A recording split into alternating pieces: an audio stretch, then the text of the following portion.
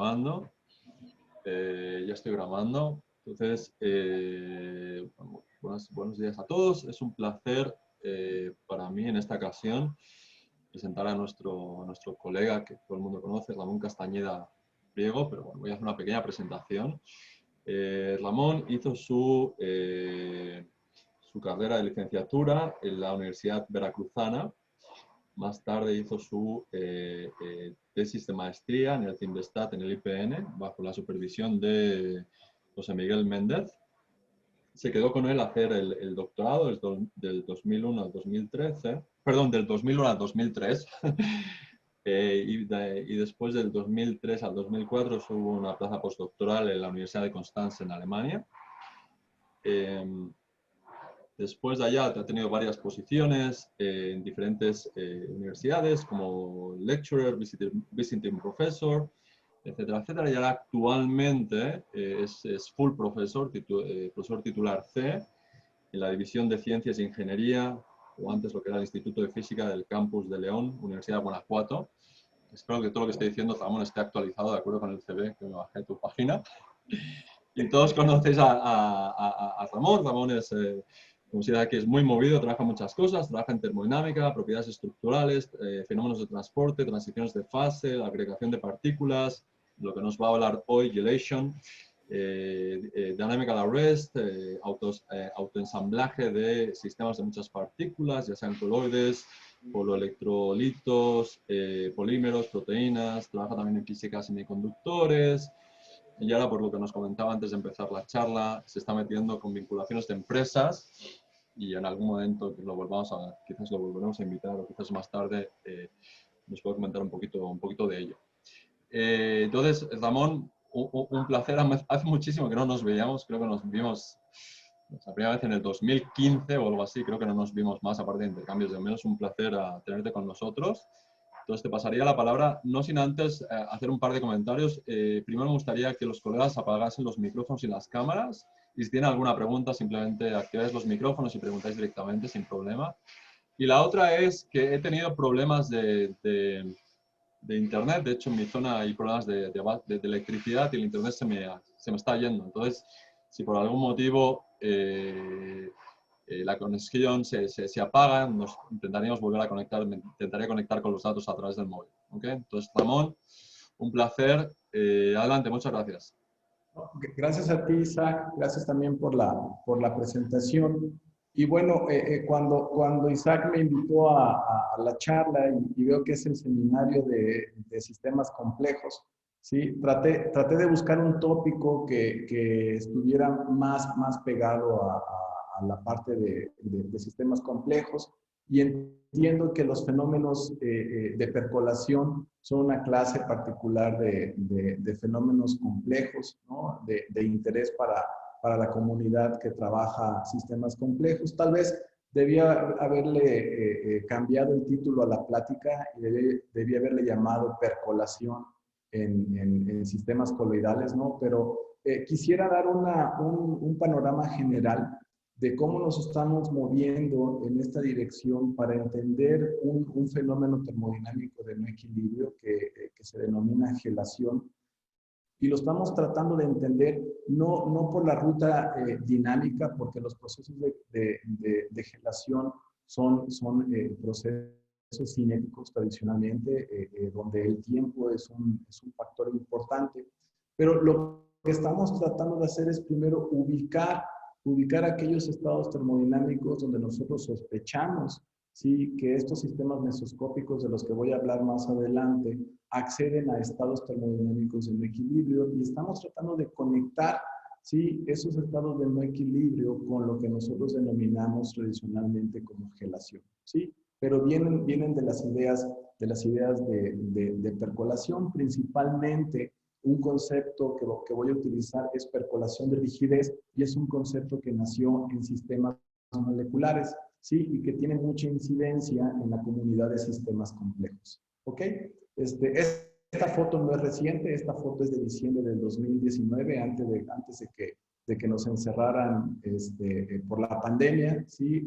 Mi grupo de investigación ya está un poquito más actualizado, algunos ya se han graduado, se han ido de estancias postdoctorales, otros también se han ido a otras instituciones educativas a continuar sus estudios doctorales, ¿sí? Dentro y fuera de México, pero bueno, el grupo más o menos en cuanto a números se ha mantenido constante. ¿Ok? Muy bien, ya lo resumió bien Isaac respecto a las líneas de investigación que hemos estado desarrollando durante los últimos años. Sí, hoy les voy a platicar un poco acerca de la termodinámica estadística de no equilibrio en la que hemos estado trabajando, pues básicamente en los últimos 10 años. ¿Ok? Dentro de estas líneas de investigación hemos creado una red de trabajo, sí, principalmente asociada a los procesos de agregación y a identificar aquellos estados de no equilibrio. Sí, nada más quisiera hacer la distinción, aunque hay una colaboración cercana, por ejemplo, con el profesor Medina Noyola del Instituto de Física de la Universidad Autónoma de San Luis Potosí, nosotros no empleamos el marco teórico de Magdaleno, ¿no? Para poder describir completamente estados de no equilibrio. Utilizamos otras aproximaciones, por ejemplo, de modelamiento molecular básicamente, combinado con experimentos, ¿sí? Y también utilizamos la aproximación de Magdaleno como para buscar o para llevar a cabo un estudio mucho más integral que nos permita entender cuándo estos sistemas físicos acceden a estos estados de no equilibrio. Y evidentemente, pues nosotros no podemos hacer todo, ¿no? Hay una colaboración muy importante con grupos nacionales, con grupos en Estados Unidos y con grupos en Europa que están básicamente interesados en los problemas que a continuación les voy a platicar. ¿Ok?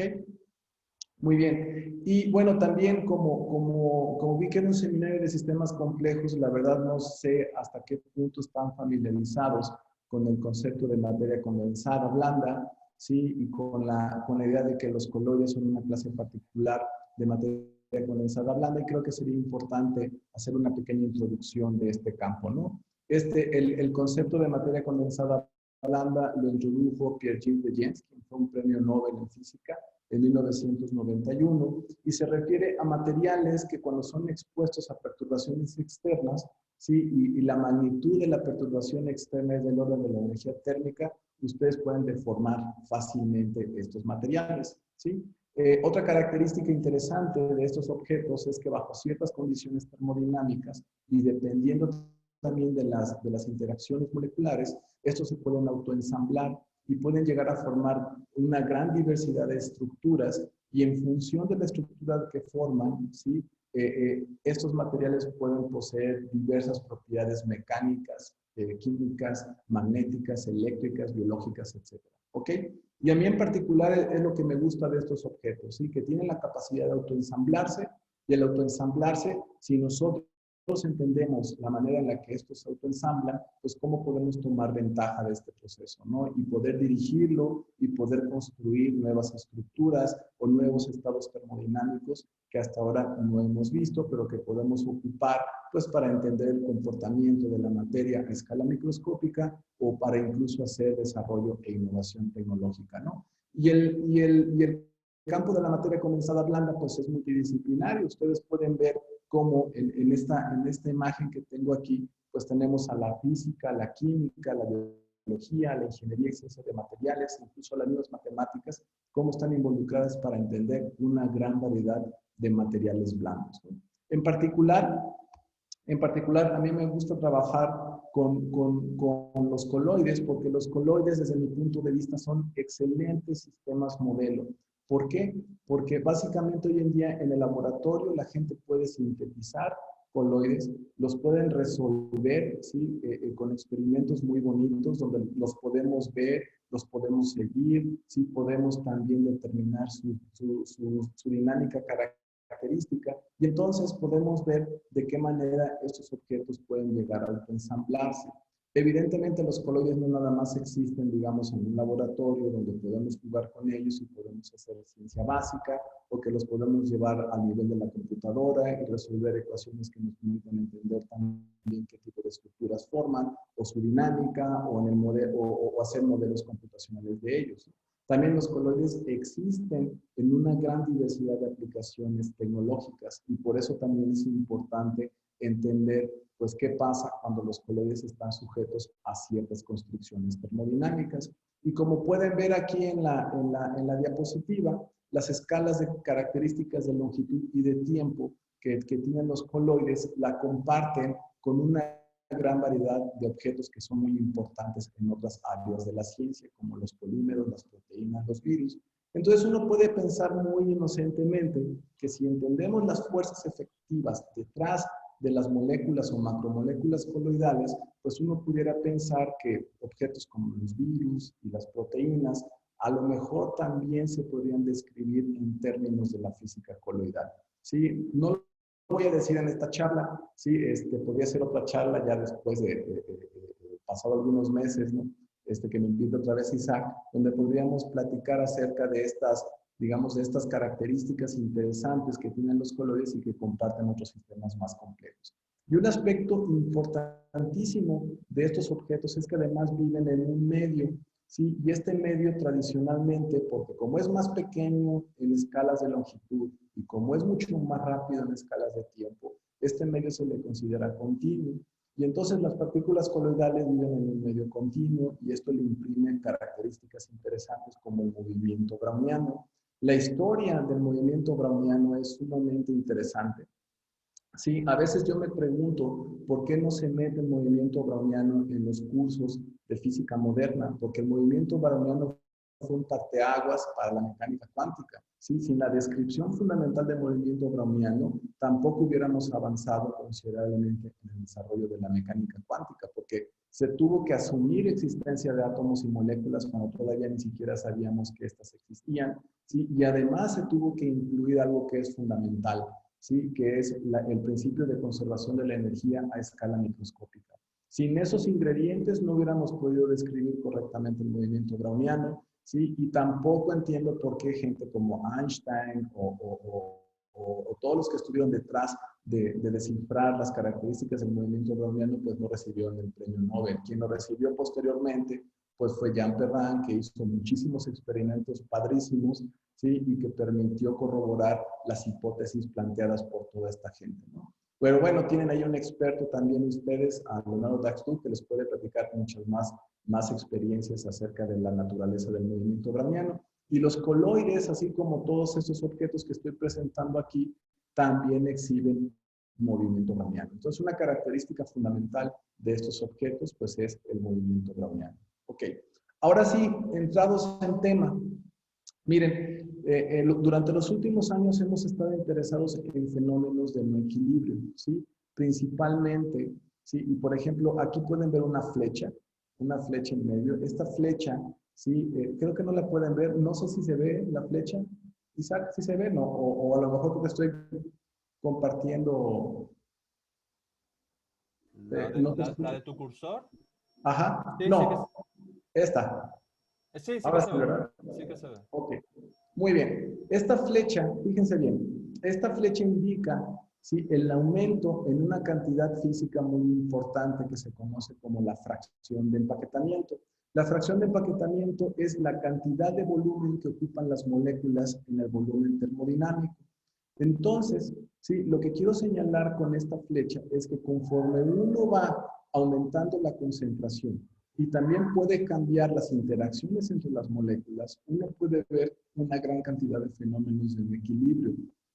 Desde que las moléculas empiezan a agregar y empiezan a formar clústeres, ¿sí? O agregados permanentes, hasta que este proceso de agregación se conecta en todo el espacio, ¿sí? Y entonces las moléculas percolan, forman una red que se extiende en todo el volumen y forman una estructura que percola, ¿sí? Que a eso es lo que nosotros vamos a identificar posteriormente como gelación, hasta que el sistema está tan empaquetado, tan denso, tan lleno de macromoléculas, que la dinámica se vuelve extremadamente lenta, ¿sí? Y estos objetos, en la ventana de tiempo donde uno hace los experimentos, es complicado que puedan acceder a todo su espacio-fase y por lo tanto se quedan atrapados en un estado que se conoce como estado vítreo y que es un estado de no equilibrio. Entonces, tan solo como ver este parámetro físico, podemos observar una gran gama de fenómenos sumamente interesantes que hoy en día ¿sí? No tenemos, digamos, una descripción fundamental como es la termodinámica, que nos podría decir en qué momento uno puede acceder a esos estados de equilibrio. Y eso es lo que hemos estado tratando de desarrollar durante los últimos años. Yo les voy a platicar en particular lo que hemos tratado de hacer entre la formación de agregados y gelación coloidal. Sí, ya no me voy a ir a la dinámica vítrea porque ahí la fenomenología es completamente diferente y la historia es un poquito diferente, pero sí quisiera poner énfasis en estos dos aspectos y sobre todo para darle coherencia al título de la charla. ¿Ok? Muy bien, entonces dividí la presentación en tres partes.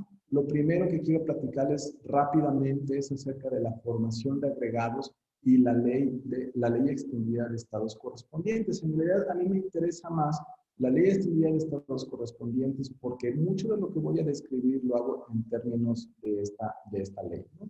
Así que, bueno, fíjense, durante por ahí de principios de este siglo, hubieron muchísimos experimentos. Vamos a dividir estos dos experimentos en dos partes.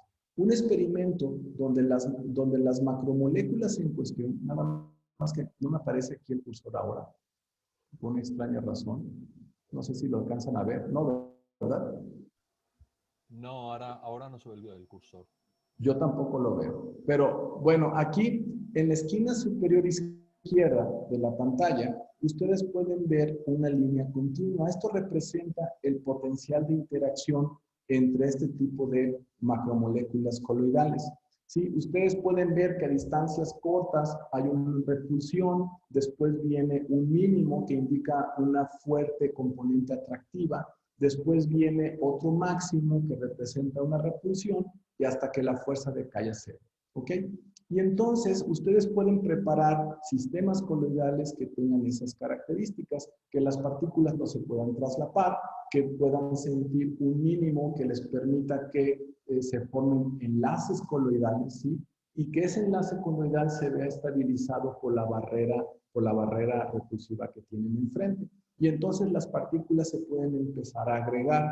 Así que hubo evidencia experimental a través de una cantidad termodinámica que se conoce como el factor de estructura, que dio evidencia, ¿sí?, de que existía la posibilidad de que los objetos empezaran a agregarse como mecanismo de minimización, por supuesto, de la energía, ¿sí? Y un mecanismo que estaba directamente asociado a la competencia entre la atracción de corto alcance y la barrera repulsiva de largo alcance, ¿no?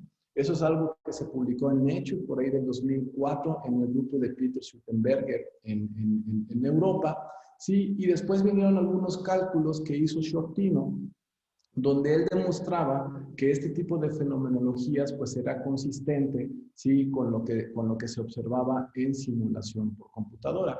Sin embargo, uno puede pensar lo siguiente: a ver, si las fuerzas detrás de las partículas coloidales son del orden de la energía térmica, son del orden de kT, ¿sí?, uno puede pensar que no cualquier combinación de una atracción de corto alcance con una repulsión de largo alcance pues puede dar origen a un estado de agregación donde nosotros podemos identificar, ¿sí?, por ejemplo, clústeres de un tamaño bien definido, ¿sí? Y más aún, ¿sí? Y esta fue una colaboración interesante con un grupo experimental en los Estados Unidos, ¿sí? Cuando uno hace experimentos de dispersión y mide el factor de estructura, lo que uno mide es la correlación a nivel de pares de partículas.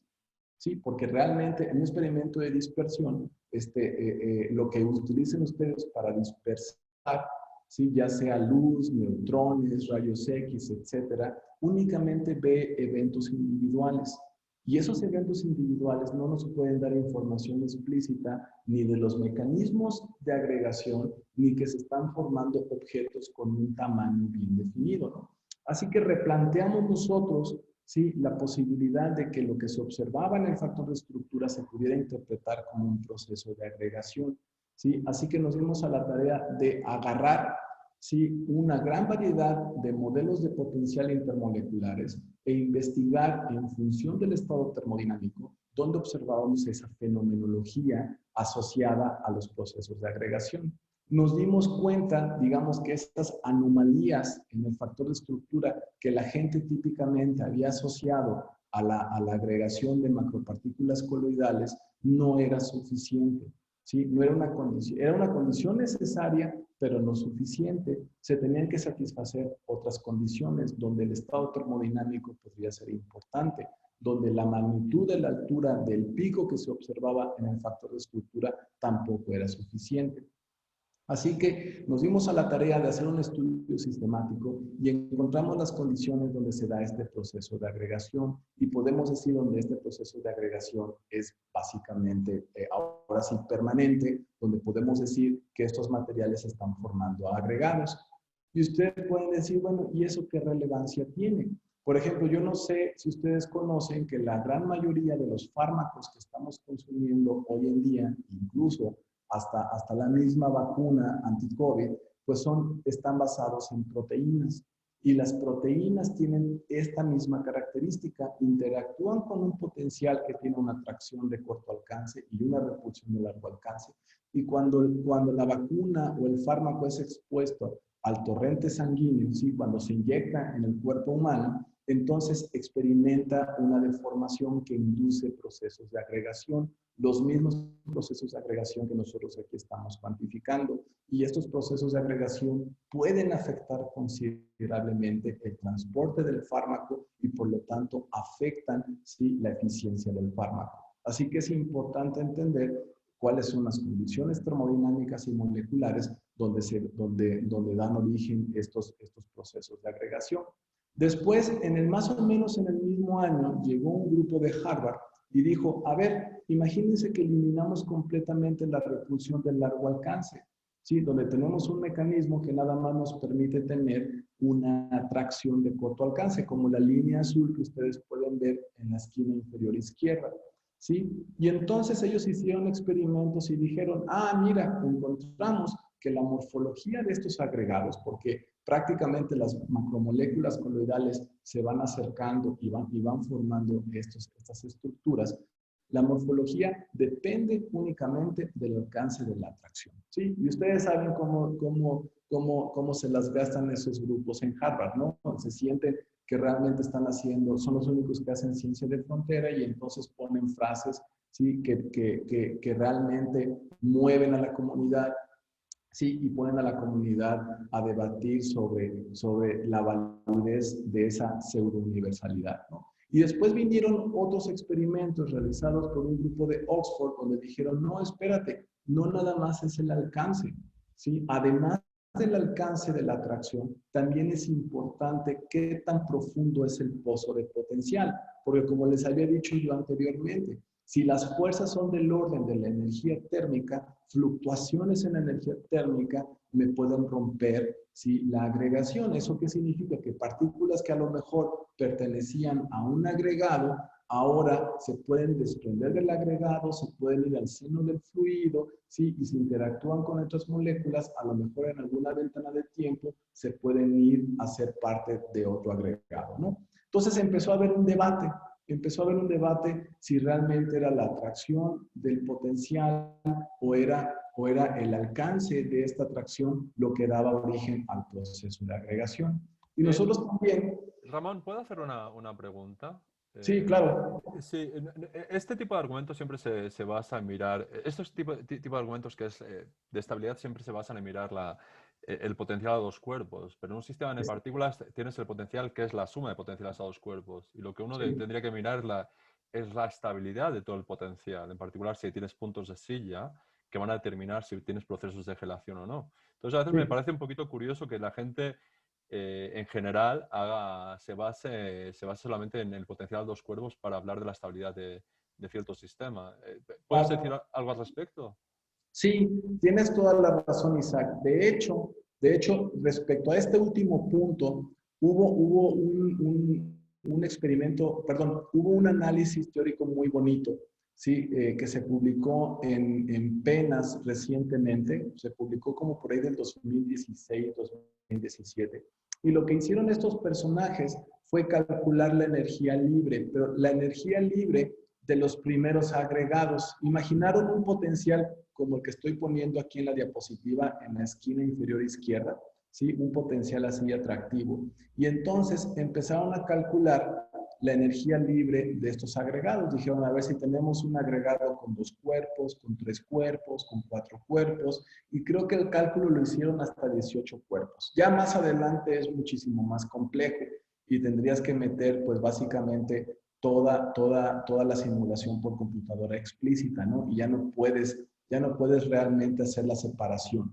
¿Sí? Y ellos encontraron resultados interesantes. Y es lo que tú dices, tienes que cuantificar realmente la energía libre del sistema, ¿sí? Entender este panorama energético y a partir de la estabilidad, ¿sí? Del análisis de estabilidad de este panorama energético, pues puedes entender más este proceso de agregación y si es permanente o no es permanente. En eso tienes toda la razón. ¿Ok?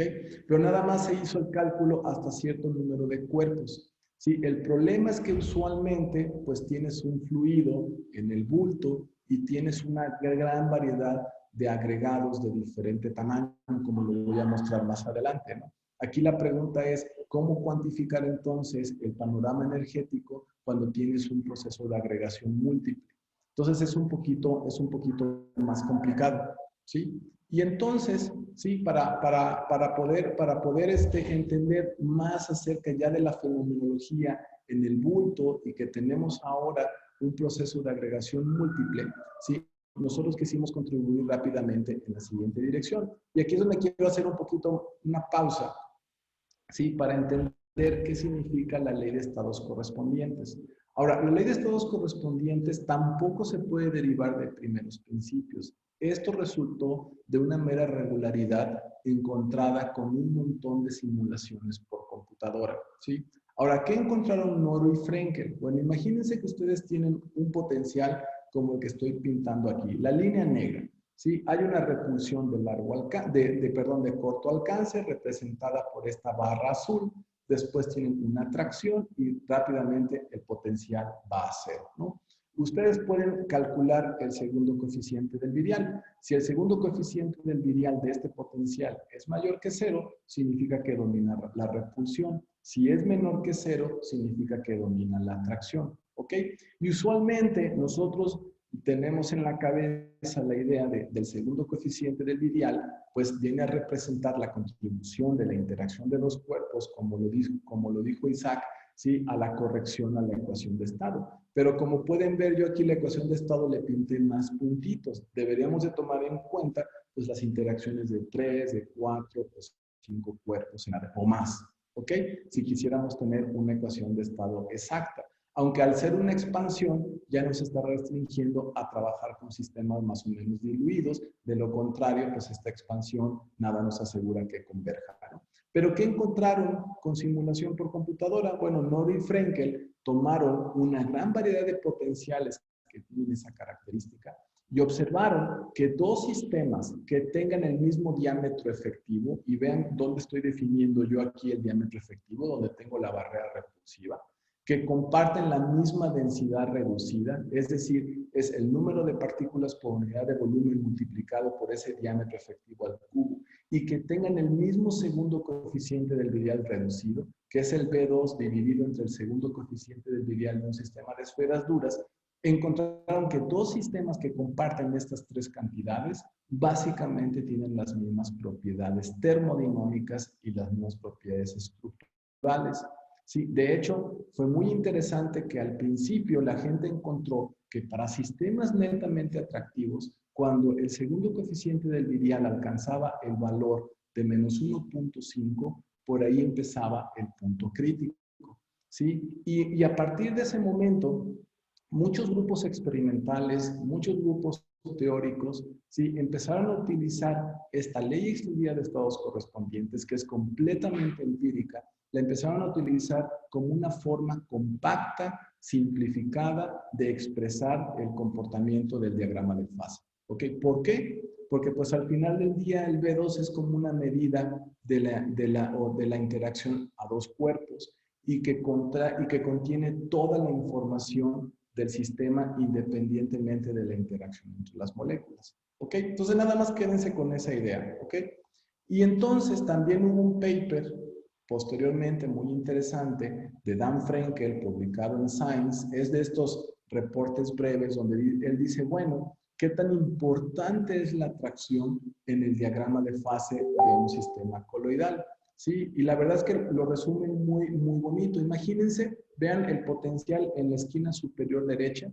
Otra vez es el mismo que pinté en la diapositiva anterior. Si nosotros definimos como R el alcance del potencial, entonces en su artículo Dan Frenkel pone, si el alcance de la atracción es mayor que 1.25 veces el diámetro de la molécula coloidal, ¿sí? Entonces el diagrama de fase que ustedes van a tener es un diagrama de fase típico como el que conocemos del agua, donde el punto triple se encuentra a una temperatura menor que el punto crítico. Sin embargo, si ustedes disminuyen el alcance de la atracción entre las partículas coloidales, por ejemplo, vean el caso donde R es menor que 1.25 veces el diámetro de la partícula, ustedes pueden ver una transición gas-líquido, ¿sí? Ahí pintada en verde con su punto crítico rojo, que es metaestable con respecto a la coexistencia de equilibrio fluido-cristal.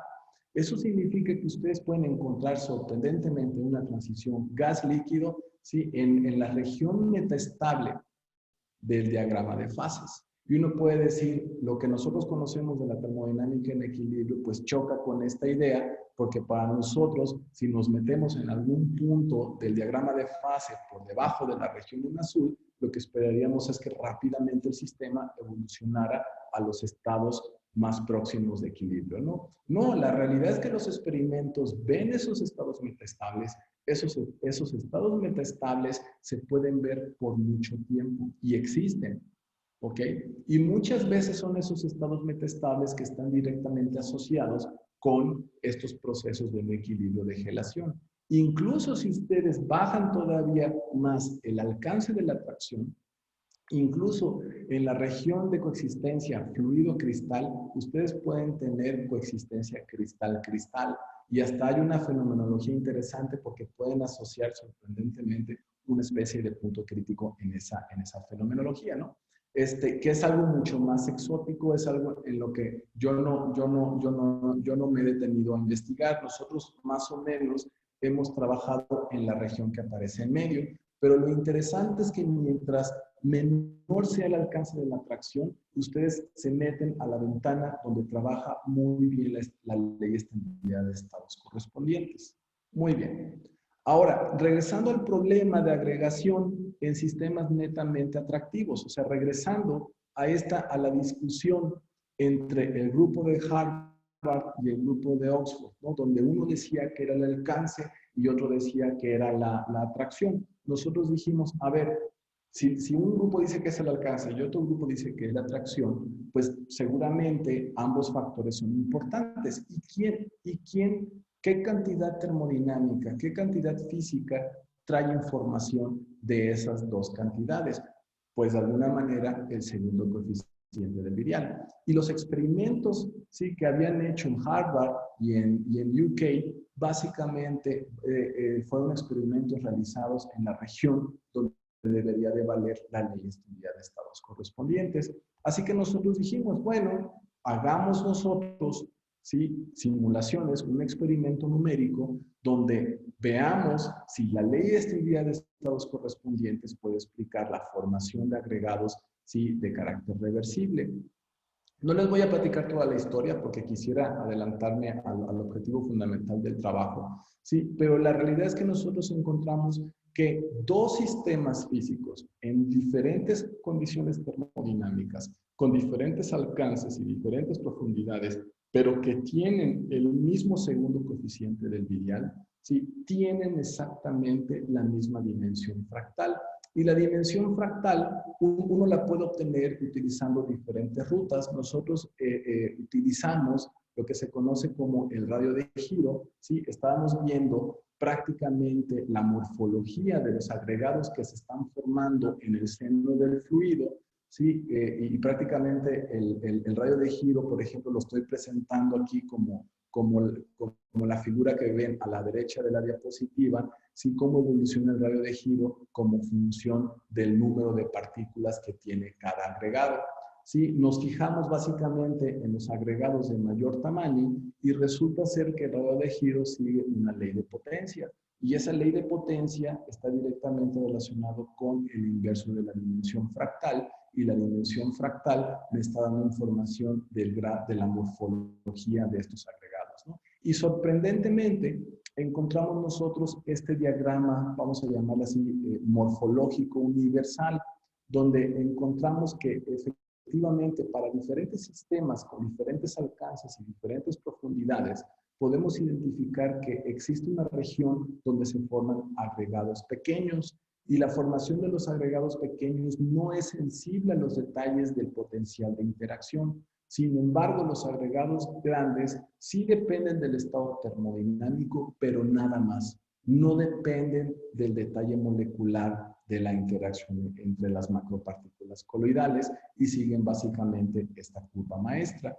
De esa manera, digamos, aliviamos este debate, donde teníamos por un lado que la gente decía era el alcance y por otro lado decía la gente que era la amplitud de la atracción. Y como pueden ver abajo, en las gráficas de abajo, son resultados meramente experimentales que siguen en parte el comportamiento que nosotros predijimos de la simulación por computadora. Sin embargo, muchos de los experimentos que se hacen, que es con mezclas de coloides y polímeros, no se habían hecho con una gran precisión, ¿sí? Porque controlar la concentración de polímero que me da la información de la amplitud de la atracción entre partículas coloidales, o controlar, por ejemplo, el tamaño del polímero que media la atracción entre las partículas coloidales, no es algo trivial. Pero cuando estaba con nosotros Marco Laurati, un colega experimental, ¿sí? Lo convencí de que este resultado era muy importante, que había una falta de un estudio experimental sistemático, ¿sí? Él se dio a la tarea junto con un estudiante de maestría de hacer experimentos muy sofisticados, muy sistemáticos, y bueno, para nuestra sorpresa, sin nosotros hacer ningún cálculo más lo que ya habíamos publicado anteriormente, pues los resultados experimentales de Marco corroboraron toda la tendencia que aquí les acabamos de señalar, y la dimensión fractal, es decir, prácticamente la morfología de los agregados siguen la misma ley que nosotros encontramos y que la podemos explicar en términos del segundo coeficiente del Viriano. Ok, y entonces ya sabemos que esos objetos se agregan y forman estructuras que tienen una regularidad fractal, ¿sí? Ahora, ¿eso por qué es importante? Bueno, eso está directamente relacionado con la gelación en coloides y por qué la percolación es sumamente importante. Ok, entonces imagínense lo siguiente. El mismo grupo de Harvard que decía que el alcance de la atracción era el único mecanismo importante en el proceso de agregación, ¿sí? Ahora dice lo siguiente, y si se dan cuenta es la misma figura que yo estoy poniendo acá, tomada de este paper que publicó el grupo de Harvard en Nature, es exactamente la misma figura que ellos publicaron en PRL en 2004, ¿no? Y ahora ellos fueron todavía muchísimo más agresivos y dijeron, bueno, pues resulta que la gelación, y ahorita vamos a discutir qué significa gelación. La gelación en un sistema atractivo depende de lo siguiente. Imagínense que ustedes tienen un sistema atractivo, determinan la binodal, ¿sí? Se meten a la binodal, es decir, se meten en la región de los estados metaestables, y lo que sucede es que hay un proceso de interrupción de la descomposición espinodal y el sistema se queda ahí arrestado, ¿sí? Y entonces definieron eso como un gel y dijeron que era el mecanismo universal, ¿sí? que da origen a los geles. Ahora, ¿cómo entendemos nosotros los geles? ¿Sí? Si uno se va rápidamente a Wikipedia, ¿sí? Definen a un gel como un material que bajo un esfuerzo mecánico tiene las características de un sólido, pero además un gel ustedes tradicionalmente lo encuentran a bajas densidades. Y eso es lo que más o menos uno entiende como gel. Sí, pero si también buscan en Wikipedia la definición de vidrio, casi les dan la misma definición de un vidrio que de un gel. ¿Ok? Y entonces no hay una claridad de dónde está, por ejemplo, dónde está la interfase entre un gel y un vidrio. donde un gel empieza a ser un gel y donde comienza a ser un vidrio o viceversa, ¿no? Esa es una discusión que podemos dejar para otra charla. Pero estos tipos en Harvard dijeron, la formación de gel depende de la interrupción de la descomposición espinodal. Pero cuando yo me fui de sabático, ¿sí? Al grupo de Norman Wagner en la Universidad de Delaware, ellos habían preparado un sistema experimental buenísimo, donde imagínense una partícula coloidal, ¿sí? De óxido de silicio decorada con una capa de moléculas de carbono. De hecho, esa capita son cadenas de octadecanol, como viene ahí.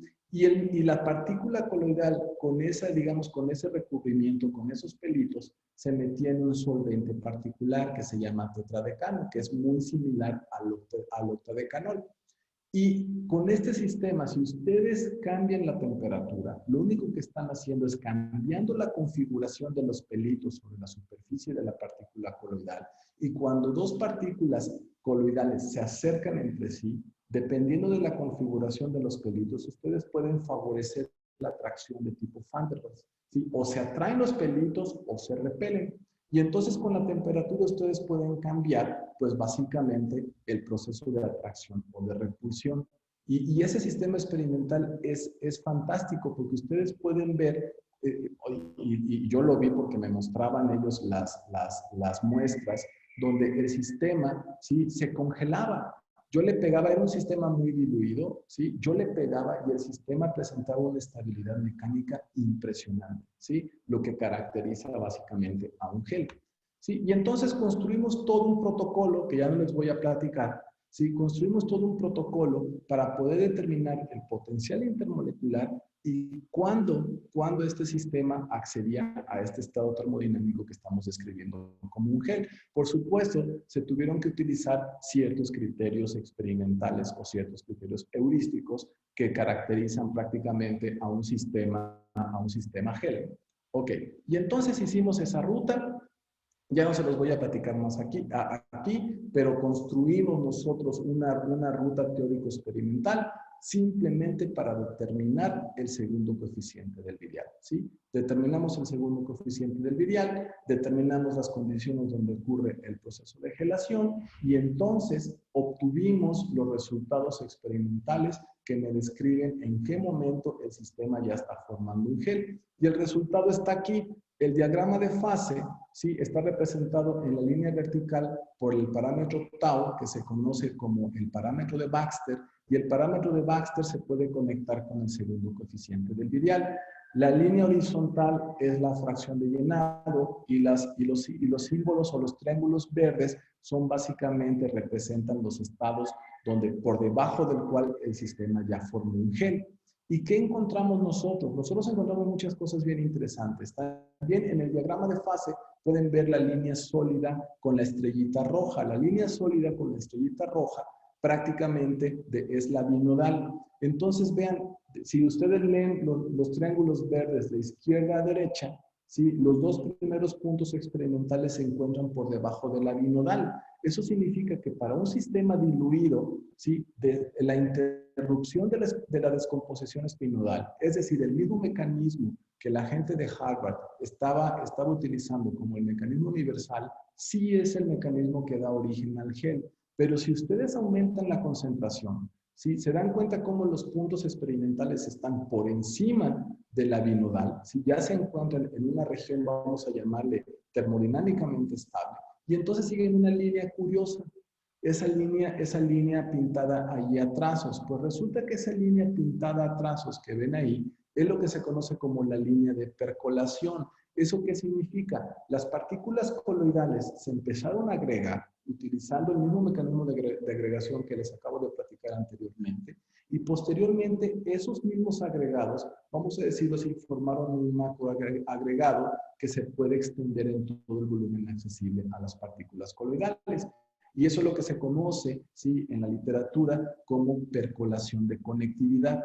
Y entonces, cuando nosotros vimos los resultados, dijimos, miren qué interesante, los datos experimentales siguen la línea de percolación. Por eso es que en este paper nosotros comentamos, ¿sí? O argumentamos que percolación por conectividad es la ruta de gelación. ¿Ok? Entonces, llévense eso a la cabeza. Ah, estamos encontrando con los datos experimentales que percolación puede ser el precursor del proceso de gelación, aunque la formación de un gel pues tiene que ver con la historia o la cinética, cómo evoluciona el sistema coloidal. Y entonces, cuando nosotros comentamos eso, y aquí me voy a saltar varias diapositivas, ¿sí? Por cuestiones de tiempo. Cuando nosotros asociamos gelación con percolación, hubo un gran debate en la comunidad y la comunidad decía, no, espérate, es que percolación no puede ser el mecanismo de gelación. ¿Por qué? Porque percolación, cuando un sistema percola, aunque las partículas se conecten en todo el, bueno, no todas las partículas, cuando algunas partículas se conecten y formen un agregado que se extiende en todo el volumen, ¿sí? Ese agregado no es necesariamente estable mecánicamente hablando.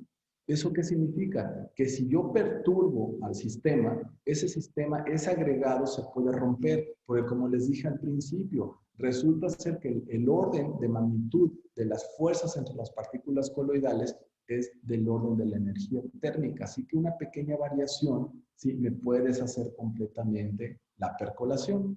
Así que estuvimos leyendo en la literatura y nos encontramos un artículo muy bonito de Heath y Thorpe, publicado en Physical Review Letters en 1985. Y ellos hablaban de transición vítrea en materiales que formaban redes. Y los materiales moleculares que forman redes se les denomina como vidrios covalentes. Y encontramos, ¿sí?, que ellos utilizando o aplicando una teoría de campo medio donde quitaban estos modos que no contribuían a la estabilidad mecánica del material molecular, ¿sí? Entonces encontraron que la condición para que el sistema se comportara como un vidrio era que en promedio una molécula formara 2.4 enlaces. Y entonces a nosotros se nos ocurrió y dijimos, podemos aplicar el criterio de Thorpe a una escala de energía diferente, a un sistema mesoscópico, o todavía podemos llamarle macroscópico comparado con un vidrio molecular. ¿Sí? Podemos aplicar ese criterio y entonces tratar de explicar nuestros resultados experimentales. La ventaja de utilizar el modelo que empleamos aquí, que es lo que se conoce como un pozo cuadrado, la ventaja de utilizarlo en los cálculos es que nosotros podemos identificar rápidamente los estados termodinámicos donde el número de enlaces por partículas es 2.4. Pero no también. Sí. Perdón. Y entonces nosotros consideramos 2.4 igual que Hilton como el criterio para básicamente considerar que los sistemas se están gelando. Ya conocíamos el potencial de interacción, lo extrajimos a través del criterio que nos proporciona la ley extendida de estados correspondientes. ¿Sí? Esta gráfica ilustra todos los estados termodinámicos que exploramos. Las estrellas amarillas son todos los que exploramos. Y bueno, resulta ser que el resultado que nosotros obtuvimos son estos cuadros en rojo conectados por la línea roja.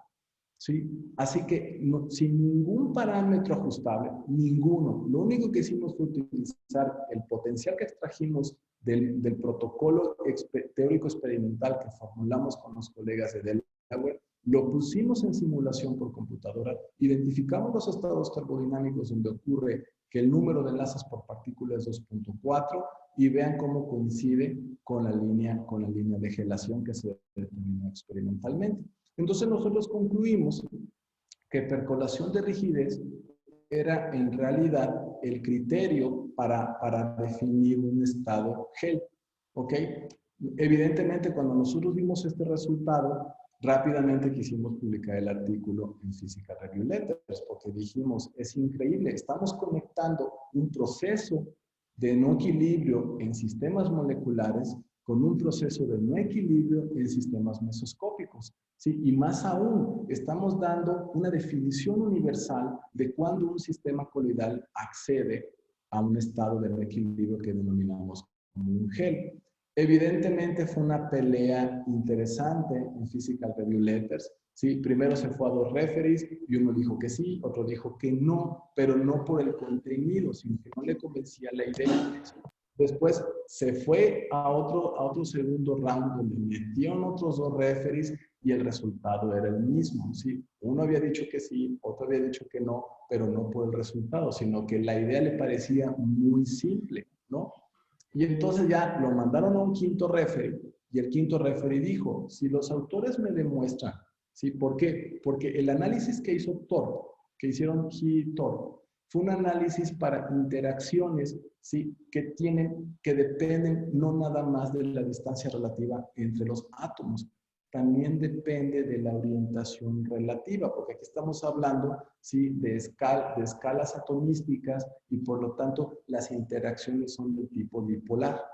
Así que el quinto referee en discordia dijo, el paper no es para physical regulators porque los autores tienen que demostrar que percolación de rigidez sí produce gelación siempre que los sistemas coloidales también dependa, la interacción molecular dependa de la orientación.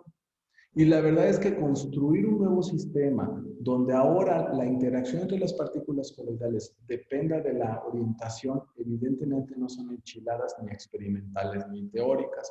Así que con mi colega, con Norman Bagley y yo decidimos que el artículo, porque nos habían ofrecido que no se quedara en PRL, pero sí que se quedara en Physical Review E. Y dijimos, ok, que se quede en Physical Review E, ¿sí? Ahí lo dejamos, al menos planteamos la idea y posteriormente vemos de qué manera podemos estudiar gelación en sistemas donde ahora la interacción no es radialmente simétrica. Después de que publicamos ese artículo, ¿sí? La comunidad se interesó, se empezaron a estudiar los efectos, ¿sí? de percolación sobre los procesos de gelación y entonces ahorita hay un debate interesante, hay grupos experimentales y teóricos que dicen que sí, ¿sí? Hay otros grupos que dicen que no y el debate sigue todavía candente. Y en el Inter, y aquí viene ya la última parte, ¿sí? Y ya con esto termino, y ahora sí aterrizo al objetivo fundamental de esta plática, ¿no? En el Inter, ¿sí? Nosotros dijimos, bueno, queremos validar que percolación de rigidez sí produce gelación, pero ya en sistemas donde la interacción depende de la orientación. Pero eso ya lo hicimos ambos grupos de manera independiente. Mi colega en la Universidad de Delaware gastó un estudiante de doctorado y le dijo, sintetiza ahora coloides cilíndricos, aplícale los pelitos e induce la atracción. Hicieron unos experimentos muy bonitos, ¿sí? Con el mismo cuidado de los experimentos que les acabo de platicar. Y el año pasado publicaron un artículo muy bonito donde demuestran experimentalmente, ¿sí? que en estos sistemas altamente no esféricos, con interacciones que dependen fuertemente de la orientación, también se puede explicar gelación en términos de percolación de rigidez. Entonces ya tenemos la evidencia experimental. En el Inter, ¿sí? Convencí a un estudiante de maestría, que ahora es estudiante de doctorado, y le dije, oye, ¿por qué no trabajamos con Pachycolloids?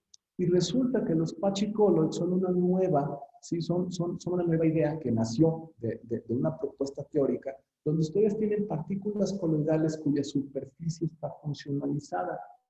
Y entonces, además de la orientación, ustedes pueden hacer que la interacción dependa de la valencia, es decir, del número de parches sobre la superficie, que dependa de la direccionalidad, porque pues ustedes pueden colocar también los parches donde quieran, que dependa también de la especificidad, ¿sí? Y entonces, durante los últimos 15 años, desde que se introdujo la idea de Pachycolloids, se han estudiado teóricamente, se están sintetizando también en los laboratorios. ¿Por qué? Porque ahora pueden encontrar nuevas conductas de fase, porque pueden promover diferentes procesos de autoensamblaje.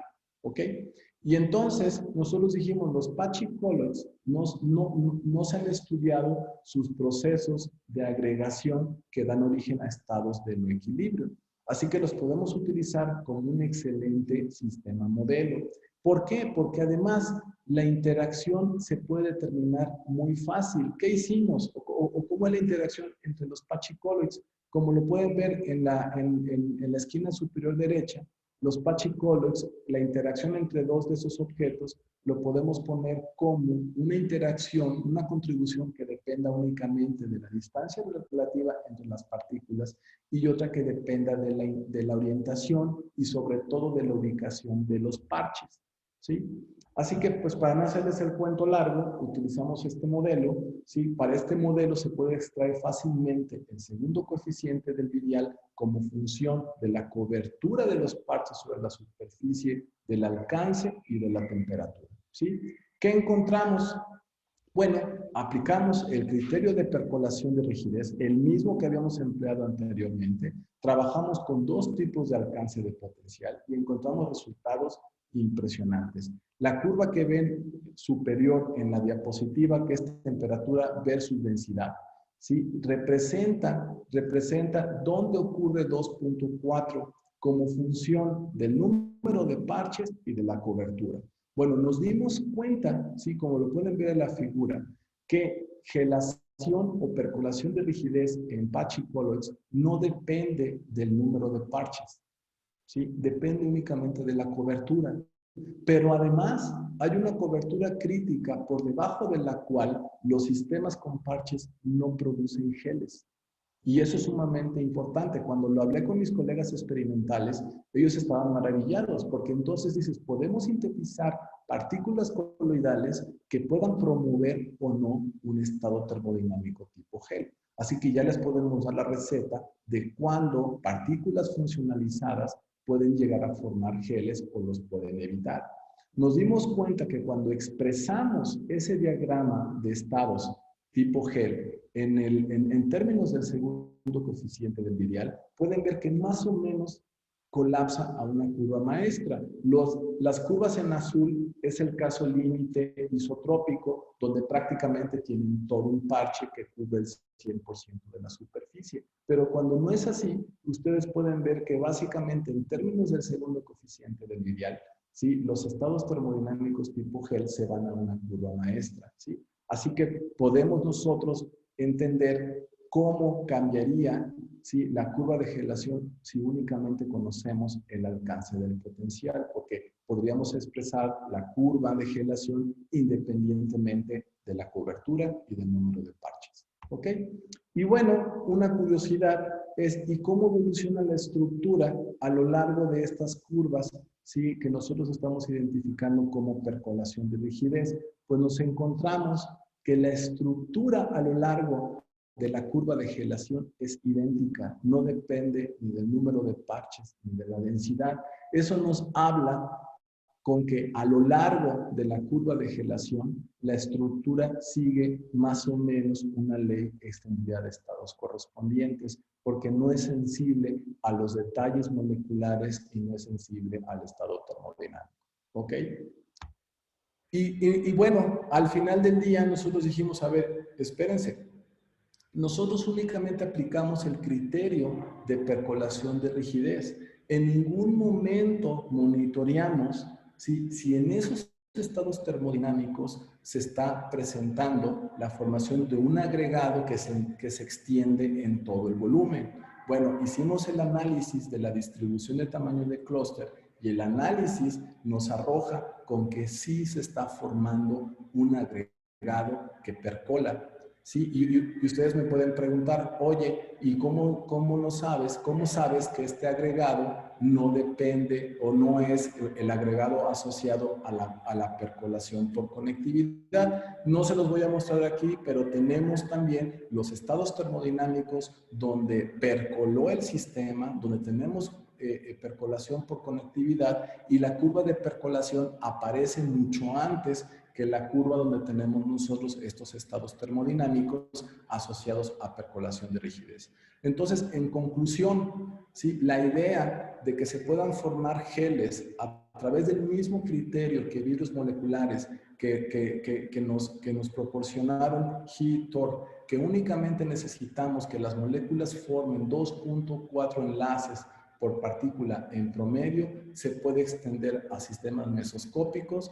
Sí, parece ser que también vale para sistemas anisotrópicos, donde la interacción pues prácticamente depende de la orientación. ¿Sí?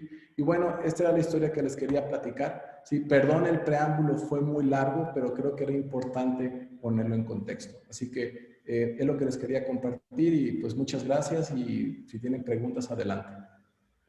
Muchas gracias a Ramón. De hecho, el preámbulo fue fantástico. y te quiero agradecer por la charla tan interesante y tiene que haber sido también bastante interesante la pelea entre vuestro grupo y el grupo de Harvard, ¿no? Sí, Quiero pensar, como se dice en inglés, there is no love lost between you, right? No. Pero bueno, muy bien. Entonces, colegas, si tienen alguna pregunta, por favor activen los micrófonos y pregunten a Ramón directamente.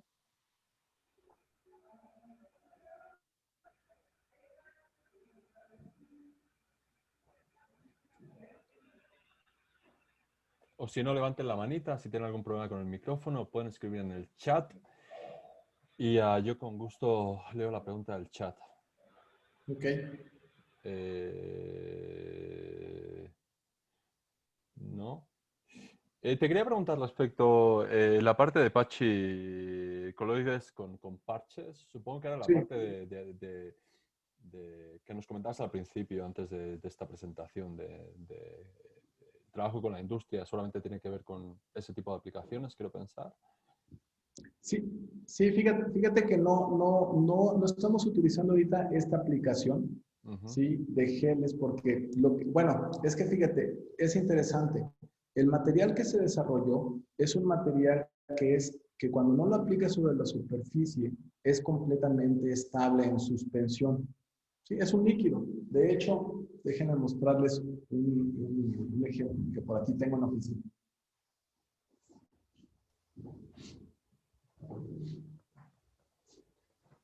Mientras vuelve... Ah, ya volvió con el gel.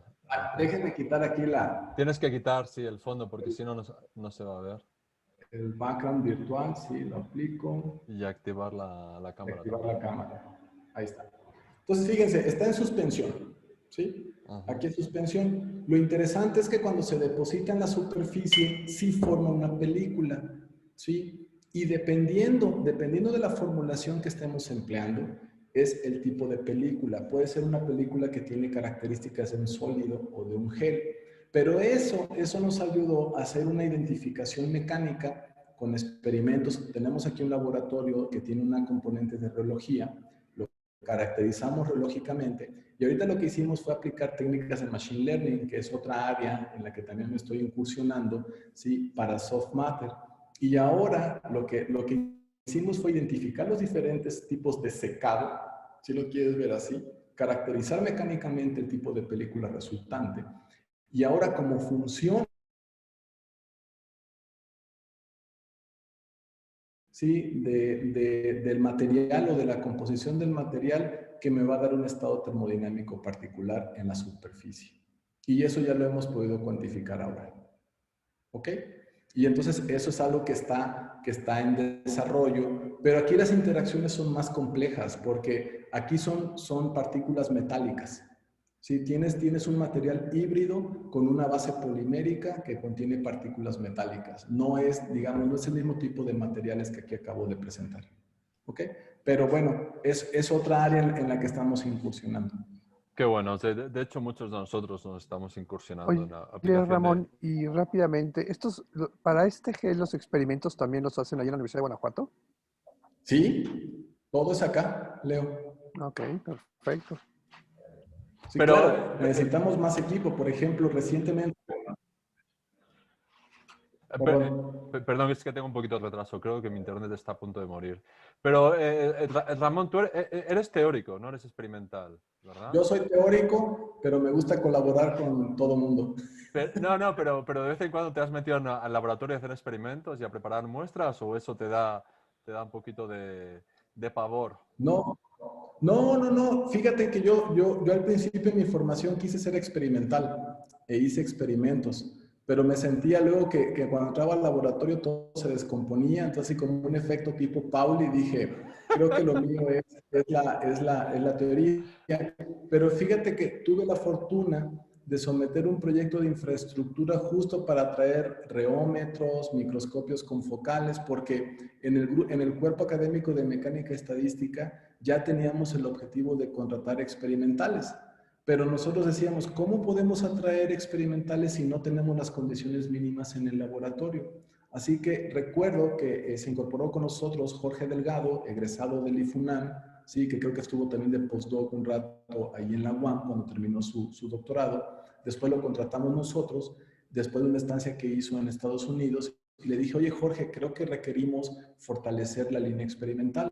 Sometimos el proyecto, nos lo aceptaron y entonces desde el 2014 que ya tenemos un laboratorio más o menos fuerte en materia condensada blanda. Nos falta crecer más.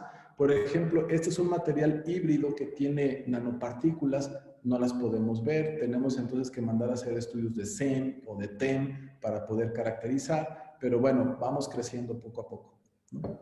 Oye, Ramón, es que, sí, claro, yo la pregunta que te hacía era justamente como hay alumnos, para que los alumnos se queden con la idea de que hay lugares donde realmente o sea, la gente que hace física y estadística se ha preocupado por meter proyectos y hacer laboratorios, ¿no? Como lo que hicieron con Jorge. Entonces, creo que sería bueno si te puedes tomar, digo, un momentito en platicarles cómo fue que se llevaron a Jorge, y qué clase de laboratorio tienen, estaría súper interesante. Claro, mira, la verdad es que Jorge llegó justo cuando yo estaba terminando mi primer sabático. Y ya cuando lo vi dije, ah, mira qué buena onda, ya anda Jorge por acá. Y yo a Jorge yo lo había conocido también en un Winter Meeting, ¿sí? Y éramos estudiantes más o menos de posgrado en el mismo tiempo. Y él ya me platicó que se fue para la UAM un rato y después se fue a Boston a un grupo importante de soft matter.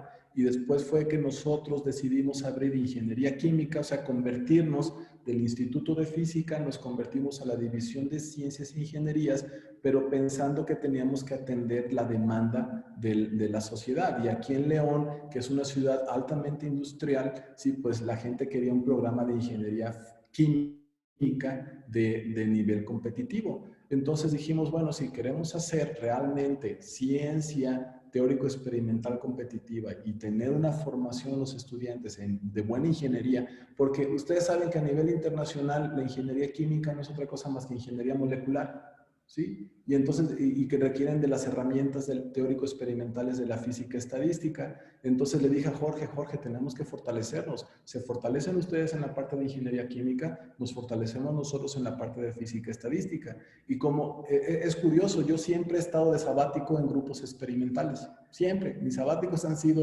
en grupos experimentales, pero porque me gusta conocer las técnicas, me gusta, digamos, cuadrar al menos en parámetros físicos, ¿sí? Lo que yo meto en mis cálculos. ¿Sí? No es lo mismo que calcule a lo mejor a una densidad y con una atracción del potencial que no sea realista a lo que yo puedo ver y cuantificar en un experimento y que mis colegas me digan, ah, mira, vas en la dirección correcta, o también apoyar a mis colegas experimentales y decirles, vayan en esta dirección, porque si empujan en esta dirección van a encontrar cosas interesantes.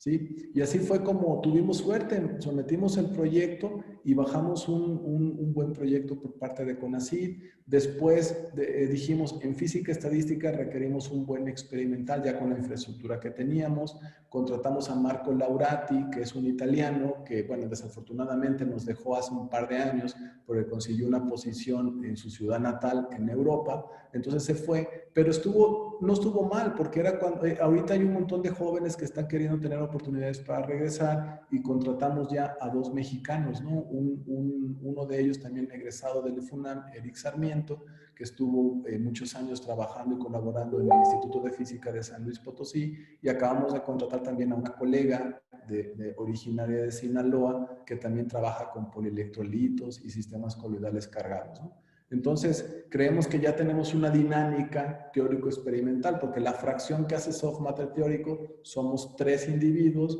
ahorita hay 2 experimentales, entonces pues ya tenemos un grupo más o menos ahí dinámico, ¿no? Un grupo teórico-experimental. Esto que les acabo de platicar, pues es una pequeña parte de lo que estamos haciendo en colaboración con otros grupos dentro y fuera de México. ¿Ok? Gracias, Ramón. Gracias, Ramón. ¿Alguna pregunta más, colegas? O los estudiantes, si tienen alguna curiosidad, tenemos aquí la oportunidad de tener una colega entre nosotros que está haciendo investigación de primera línea y codeándose y peleándose y ganando a la gente de Harvard y Oxford. ¿Alguien tiene alguna? Que por cierto, perdón que te interrumpa, Isaac. Adelante.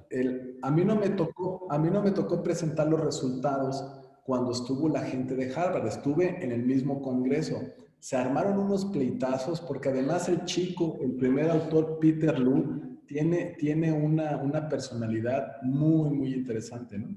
Y se armaron unos pleitazos, pero luego publicamos otro artículo donde, y se los quería platicar, pero ya no se los platiqué, es una de las diapositivas que pasé rápidamente.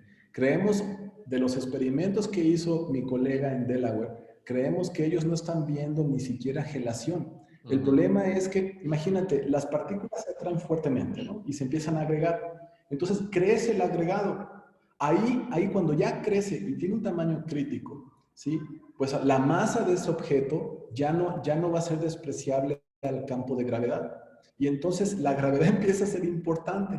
Y entonces la gravedad empieza a inducir. Ahora, pues en la parte más baja de la muestra se empiezan a formar, digamos, un estado más denso. Y entonces tú puedes identificar como una especie de transición gas-líquido inducida por gravedad. Se le demostró experimentalmente y ese fue otro pleitazo, pero al menos ese artículo sí quedó publicado en PRL, ¿no? Y también estamos investigando eso, cómo la gravedad afecta los procesos de gelación, pero eso ya es otra historia que después les puedo platicar. Sí, no, muchas gracias. Por lo que vemos, te encanta meterte en pleitos, lo cual está muy interesante.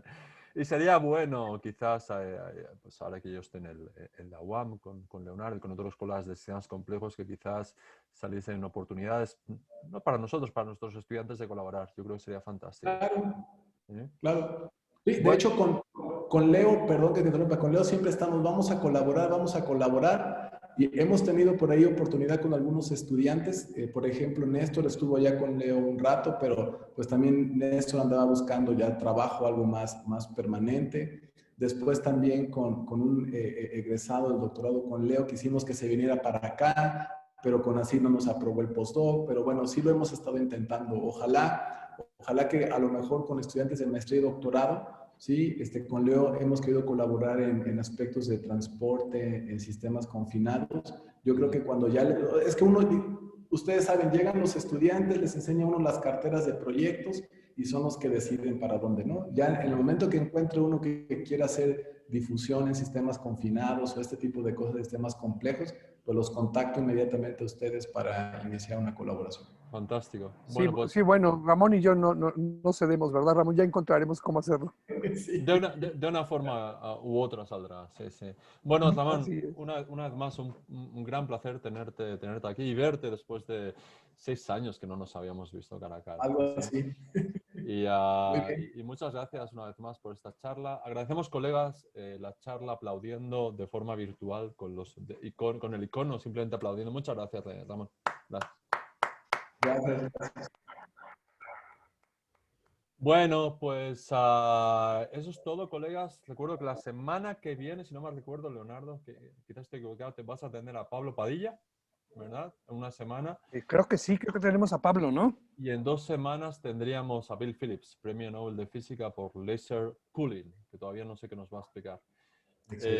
Fantástico. Muchas gracias a todos. Hasta la semana que viene. Hasta luego. Gracias, Isaac. Un abrazo. Hasta luego. Un abrazo. Hasta luego, Ramón. Gracias. Un abrazo. Hasta luego a todos, gracias.